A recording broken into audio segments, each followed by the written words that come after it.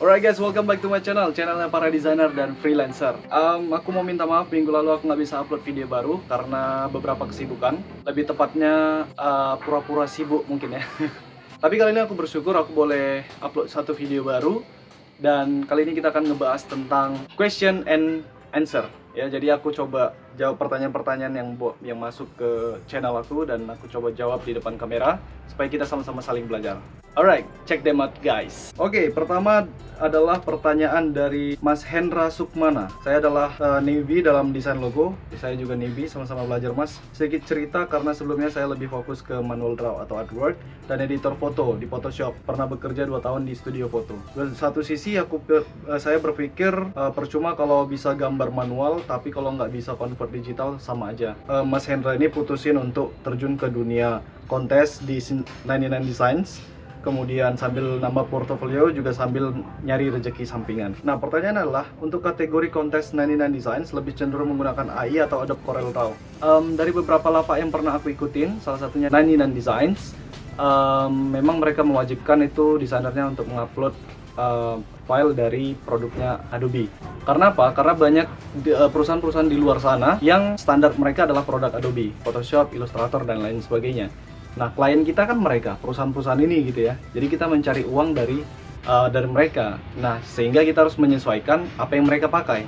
Kalau mereka pakai produk Adobe, nggak mungkin kita pakai platform atau software yang lainnya. Tapi meskipun demikian, teman-teman yang memakai Corel atau software lainnya jangan berkecil hati gitu ya. Teman-teman tetap bisa mengirim file dan mengikuti kontes-kontes di 99 Design. Caranya adalah jalan tengahnya mungkin teman-teman yang memakai Corel, salah satunya bisa convert hasil karya kalian itu dengan extension EPS. Jadi EPS ini kan bisa dibuka di Photoshop ataupun di Adobe Illustrator. Jadi itu sih jalan tengahnya. Atau bisa juga di-convert ke PDF ya. Kualitasnya juga nggak loose, nggak jelek, dan itu juga bisa dibuka di produk Adobe. Mungkin teman-teman yang lain juga boleh menambahi di kolom komentar di bawah. Right, next question dari Mas Khoirul Kuluk. Bro, Ani mau tanya, biasanya ente kalau bikin logo berapa konsep logo yang dikasih ke klien? Sorry bahasa aneh Arab gini, Arab Betawi gini. Mas Khoirul, saya juga minta maaf kalau logat aku ini Batak-Batak juga ini ya. Jadi kita saling memaafkan lah ya, namanya Indonesia Bhinneka Tunggal Ika ya kan. Berapa konsep logo yang dikasih ke klien itu biasanya aku kasih 3 konsep. Jadi nggak boleh kesikitan, jangan satu mungkin, dan jangan juga terlalu banyak gitu. Karena klien juga nanti akan bingung ya kalau misalnya kita kasih terlalu banyak gitu. Oke, next question dari Mas Reki Yudia Putra. Dia bilang, thanks banget Ganrio, sangat bermanfaat sekali.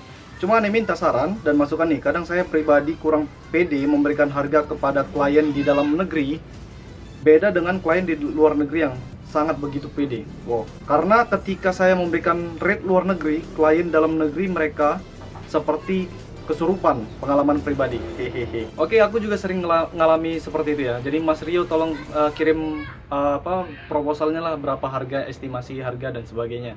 Jadi aku kirim, tiba-tiba selama beberapa hari dia nggak ada kabar gitu ya.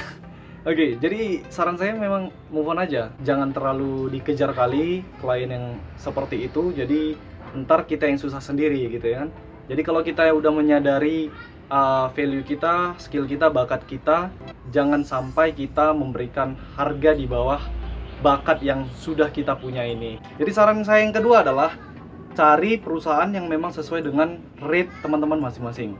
Contohnya begini guys, misalnya saya menjual jasa ke usaha kecil, katakanlah itu usaha A, kemudian atau klien A, kemudian saya menjual ke usaha menengah atau klien B, kemudian saya menjual ke perusahaan besar atau klien C.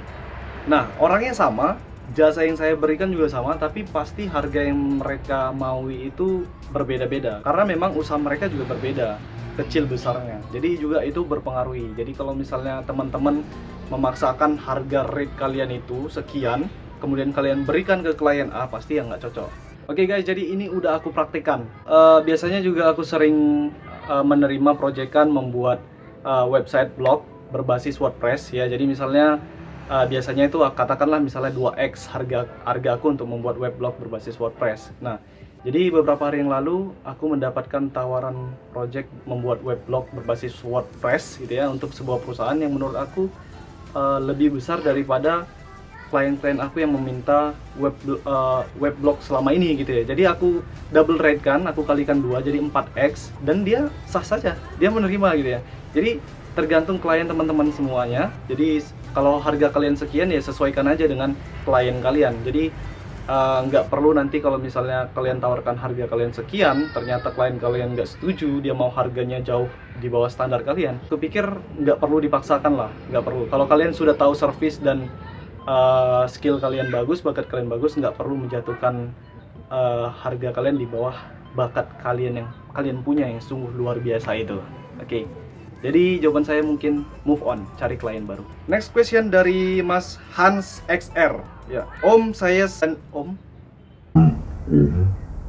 Emang aku udah tua ya? Agak menua ya sedikit ya? Iya ya, karena kumis ya mungkin ya, atau jenggot ya. Om, saya desain cuman dibayar 15.000.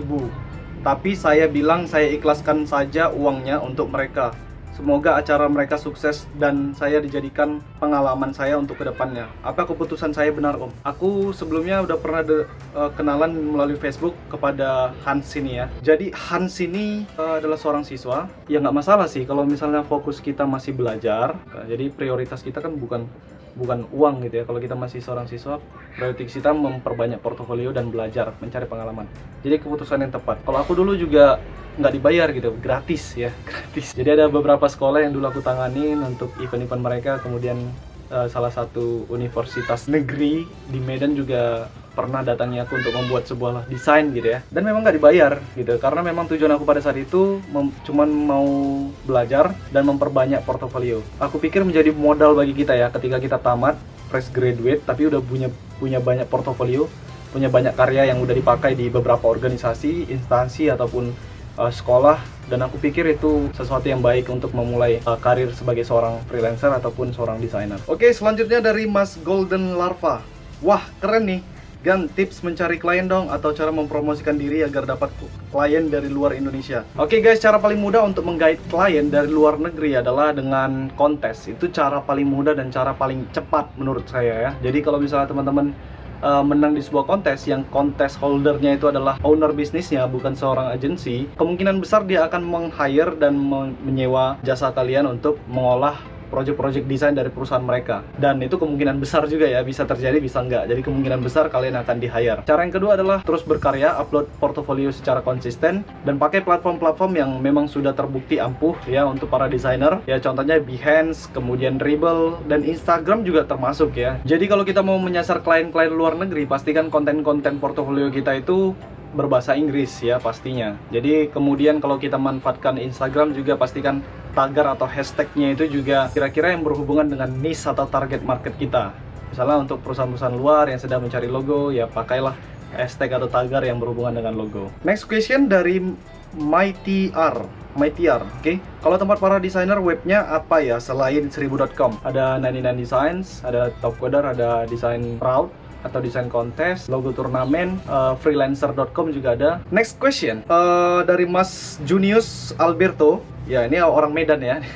Bang Junius, konsisten lah bang. Kalau berkumis aja. Emang jelek ya? Ganteng kan kalau berkumis ya? Kalau nggak berkumis gini ya?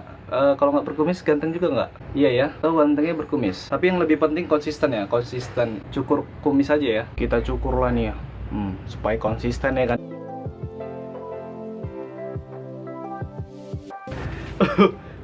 Ini Bang Jun, Bang Junius, lihat nih kumisku udah dicukur konsisten kan dengan video yang kemarin kan. Ini demi abang ini ya. Aduh, tapi nampak muda juga ya. Tapi aku seneng gunting, cukur kumis pakai gunting supaya ada kelihatan dikit-dikit kumisnya tertinggal ya. Oke, next question. Mau nanya nih, ada tips nggak buat hadapi klien atau mengedukasi klien yang mengatakan harga kita terlalu mahal? Biasanya klien tersebut dipercayakan desain gratis, terutama di kota Medan ini bang. Sama seperti yang tadi aku bilang ya, jadi cari klien yang sesuai dengan rate kalian. Jadi move on aja, nggak perlu kita paksakan dia harus terima jasa kita dengan harga kita. Tidak perlu seperti itu ya.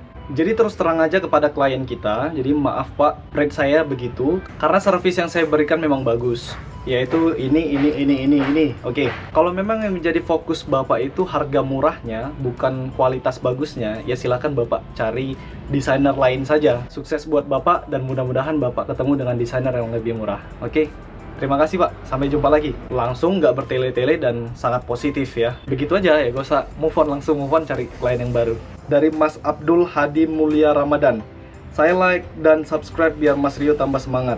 Pemikiran positif luar biasa Mas. Semoga hal-hal positif selalu datang pada Mas Rio. Amin. Terima kasih Mas Abdul. Semoga Mas juga selalu positif dan sukses terus buat kita. Oke, yang terakhir adalah dari Mas Fish Rio Blaze.